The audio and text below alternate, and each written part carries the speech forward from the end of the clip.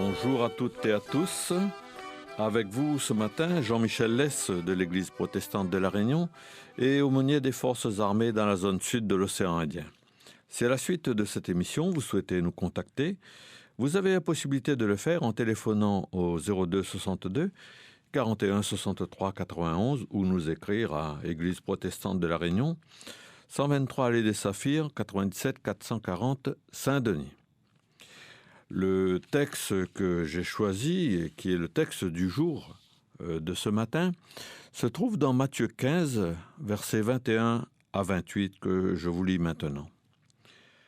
Jésus partit de là et se retira dans le territoire de Tyr et de Sidon. Une femme cananéenne qui venait de ces contrées lui cria « Aie pitié de moi, Seigneur, fils de David. Ma fille est cruellement tourmentée par le démon. » Il ne lui répondit pas un mot.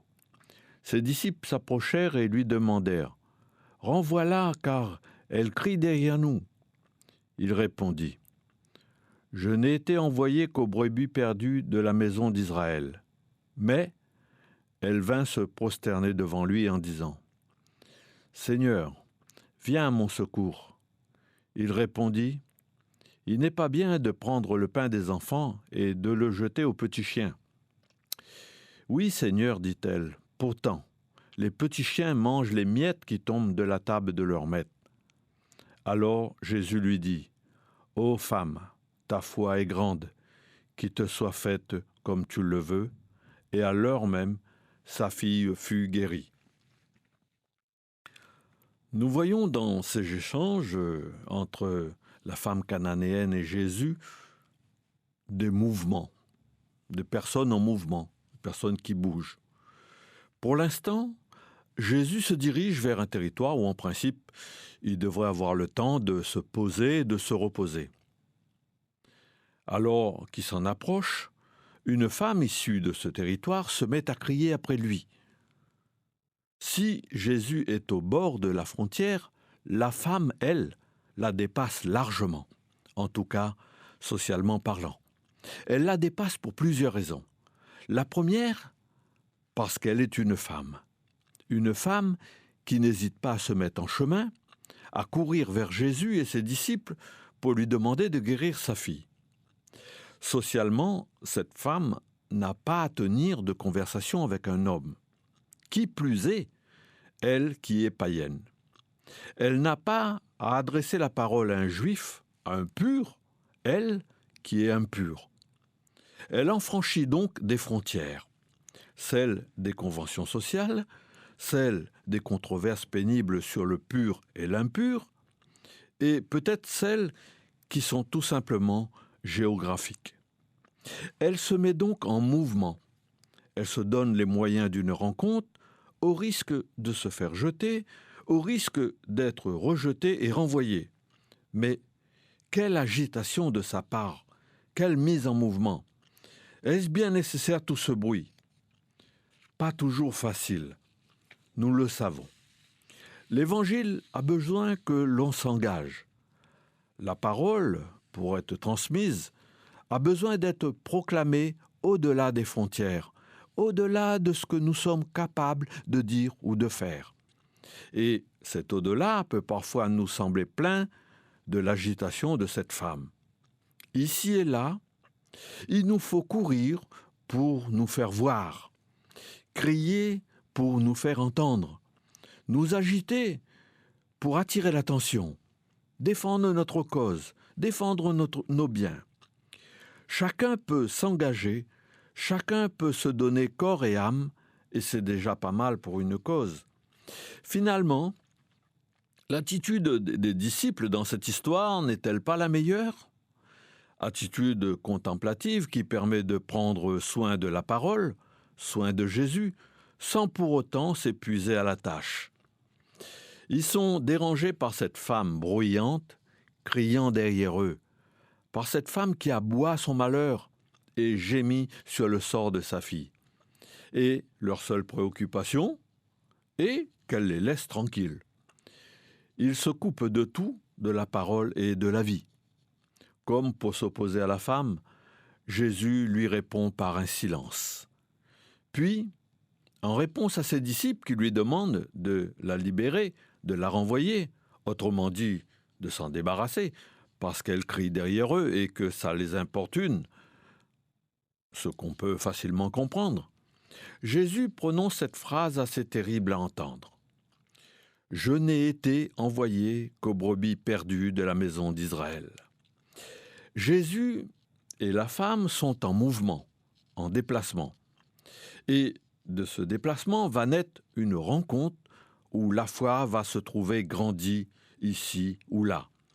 Il nous semble parfois que nous devons nous mettre plus encore au service de la parole, nous engager davantage pour des causes humaines, simplement par amour de l'humanité. Une agitation qui, finalement, ne mène à rien. Rien qu'un silence, rien qu'un rejet. Se mettre en mouvement en permanence, crier la misère du monde ou l'injustice à chaque instant, c'est important et nous en avions conscience. Mais en même temps, ce n'est pas évident. Ici, Jésus, même fatigué, est sollicité. Et cela ne fait plus que ressortir les mouvements de Jésus et de la femme. Pour le témoignage de sa foi, que faire pour bien faire alors ? S'agiter à tout vent ? Se laisser vivre ? La suite du texte nous donne peut-être une piste intéressante à explorer. Il nous montre un double mouvement, celui de la femme et celui de Jésus. La femme a franchi des frontières. Elle s'est exposée pour un projet particulier, sauver sa fille.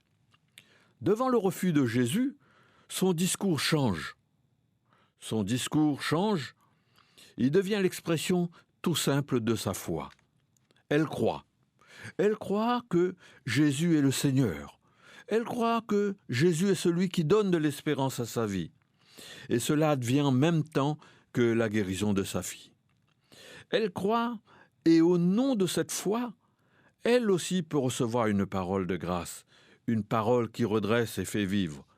Certes, elle n'oublie pas sa fille, mais sa demande n'est plus portée par la nécessité ou le besoin.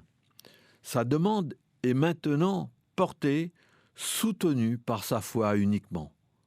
Là, devant Jésus, en dehors de chez elle, en dehors des conventions, elle est à sa place, celle où pousse sa foi. Une foi non plus agitée, mais intelligente devant son Seigneur. L'incidence de ce changement, c'est la frontière franchie par Jésus. À cause de sa foi, il libère la fillette. Être porté par la foi avant d'être porté par le projet de vie, projet de développement, projet de proclamation, etc. C'est peut-être une façon de s'engager pour la parole, pour l'Église, pour une communauté ou une cause particulière qui n'épuise personne, mais témoigne bien au-delà de ce que nous pouvons penser. Parfois, il semble difficile de voir au-delà de l'objectif concret que chacun se fixe. Difficile d'aller au-delà des procédés à mettre en route pour aboutir à cet objectif. Pourtant, et les cantiques nous le disent bien, la foi déplace les montagnes. Faire confiance et vivre de cette confiance, le proclamer au monde et la confesser à Dieu, cela peut sembler bien petit par rapport à tout ce qu'il y a à faire pour construire l'Église. Mais c'est sans doute la plus grande force qui nous est donnée. Amen. Avec vous ce matin, c'était Jean-Michel Lès de l'Église protestante de La Réunion et aumônier des forces armées dans la zone sud de l'océan Indien. Et si à la suite de cette émission, vous souhaitez nous contacter, vous avez la possibilité de le faire en téléphonant au 02 62 41 63 91 ou nous écrire à Église protestante de La Réunion, 123 allée des Saphirs, 97 440 à Saint-Denis. Quant à moi, je vous dis un bon dimanche, une bonne semaine sous le regard du Seigneur et je vous donne rendez-vous pour le mois prochain. Merci, au revoir.